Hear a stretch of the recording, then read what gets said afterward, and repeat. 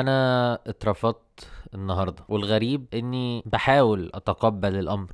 عارفين، ساعات كتير في حياتنا بنبقى عايزين حاجات معينة، عايزين نوصل لشغلانة معينة، عايزين نحب، عايزين نتحب ايا كان، بس في كتير من الاوقات الشيء ده بيرفضنا، ما بنقدرش نوصل له على الاقل في الوقت اللي احنا عايزين نوصل له فيه. واللي اتعلمته من الحياة يمكن هو ان دايما اللي بيحصل هو فيه الخير. مش معنى ان انا اترفضت النهارده ان انا بني ادم وحش، ولكن ده معناه ان انا مش مكتوب لي في الوقت الحالي اني احصل على الحب ده، وان جايز يكون ربنا كاتبهولي بعدين. ودايما اصلا الواحد بيسعى ورا نقص معين ليكمله في حياته، والغريب ان انا في حياتي كلها اي حاجه عوزتها فعلا من ربنا حققها لي، بس عمري ما اتحقق لي حاجه غير نادرا اللي انا عايزها في الوقت اللي انا عايزه. دايما ربنا ليه ترتيبات مختلفه. دايما لما بنكون عايزين حاجه وبعدين ما ناخدهاش وناخد حاجه تانية مكانها، نبقى فاكرين اننا مش عايزينها في الاول، بنكتشف مع الوقت ان ده كان افضل شيء لينا. الموضوع ده ممكن تحسه مثلا في ثانويه عامه، الناس اللي خلصت ثانويه عامه وجابت درجات مش عايزاها بس عملت اللي عليها جدا، وبعد كده بقت في حته تانية خالص وبقت بتقول الحمد لله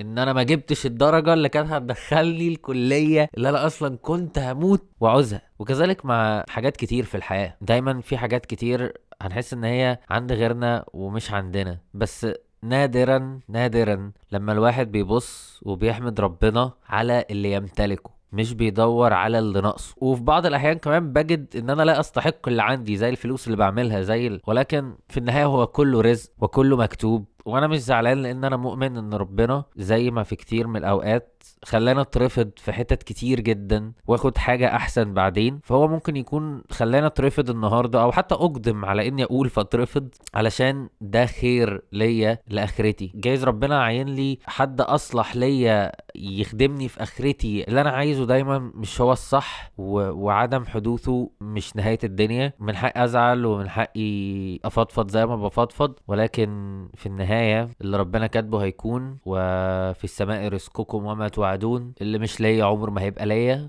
واللي ليا هيبقى ليا مهما الزمن لف ودار، ولكن مش في الوقت اللي انا عايزه، في الوقت اللي ربنا شايفه صح. افتكر دايما ان انت بالسعي ستحقق ما تريد. اللي انت اصلا ما تعرفش انت عايز ايه. هو مش شرط ان انت عايز العربية، جايز انت عايز السعادة اللي ورا العربية. ربنا هينولك السعادة او هينولك شيء تاني يرضيك عن عدم وصولك لهذه السعادة، ولكن مش شرط النهاردة، مش شرط حالا، مش شرط بكرة، في الوقت اللي ربنا شايفه مناسب، ومن غير كل التعقيد والمناكفة اللي انا بناكفها مع نفسي دي. اتمنى ليكم يوم سعيد.